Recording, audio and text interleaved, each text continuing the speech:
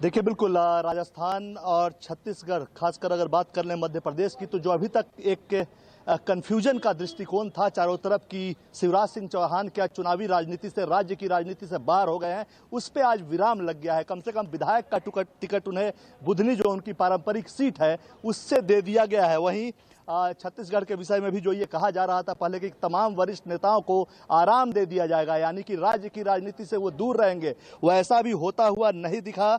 छत्तीसगढ़ के राजनांदगांव से पूर्व मुख्यमंत्री रमन सिंह को विधानसभा का टिकट दे दिया गया है। इसके अलावा जो केंद्रीय मंत्रियों को और सांसदों को टिकट देने की जो एक प्रक्रिया बीजेपी में शुरू हुई थी, वो इन तीनों राज्यों की अभी जो लिस्ट आई है उसमें भी साफ साफ देखने को मिल रही है। दिया कुमारी सांसद हैं, विद्याधर नगर से उनको टिकट दिया गया है। नरेंद्र कुमार सांसद हैं, उनको भी राजस्थान में मांडवा से टिकट दिया गया है। बालकनाथ सांसद हैं, उनको तिजारा से टिकट दिया गया है। किरोड़ी लाल मीणा बीजेपी के बड़े चेहरे हैं, उनको सवाई माधोपुर से टिकट दिया गया है। भागीरथ चौधरी सांसद हैं राजस्थान से, उनको भी किशनगढ़ से टिकट दिया गया है। वहीं छत्तीसगढ़ की बात करें तो केंद्रीय मंत्री और सांसद रेणुका सिंह को भी विधानसभा का टिकट मिला है। सांसद गोमती साय को भी विधानसभा का टिकट मिला है।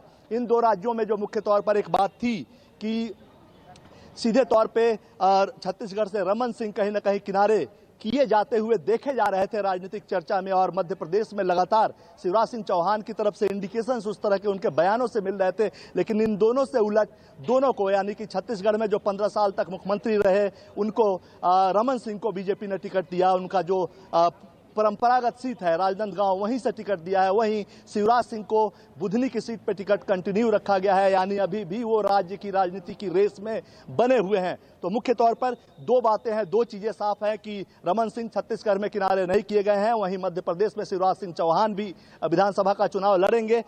और जो दूसरा ट्रेंड है कि केंद्रीय मंत्री और विधानसभा लोकसभा से जो सांसद हैं या राज्यसभा के सांसद हैं, उनको चुनावी मैदान में उतारना है। इन तीनों राज्यों में वो देखने को मिला है। और मध्य प्रदेश में तो पहले ही सूची आ गई थी, लेकिन आज जब राजस्थान और छत्तीसगढ़ की सूची आई, उसमें भी कई सांसदों को विधानसभा के चुनाव के मैदान में उतारा गया है। कुल मिलाकर बीजेपी ने कहा है कि कमल ही उनका चेहरा है, लेकिन पुराने नेता भी मैदान में दिख रहे हैं। जी कुमार, आज ही 5 राज्यों में विधानसभा की जो तारीखें हैं, विधानसभा चुनाव की तारीखों का ऐलान हुआ, और आज ही मध्य प्रदेश को लेकर चौथी और राजस्थान को लेकर पहली लिस्ट। लेकिन अगर बात की जाए राजस्थान की, तो वो 39 सीटें जो पूर्वी राजस्थान की थी, जो कि सबसे ज्यादा डैमेज 2018 में बीजेपी को पहुंचाया था, उन सीटों में से भी क्या कुछ सीटों का ऐलान हुआ है? क्योंकि पहले एमपी में देखा गया था कि जो हारी हुई सीट्स थी उनके नाम पहले आए थे, तो क्या राजस्थान में भी इसी तरह का एक्सपेरिमेंट हुआ है क्या? जो हारी हुई सीट्स हैं उनके नाम पहले आए हैं?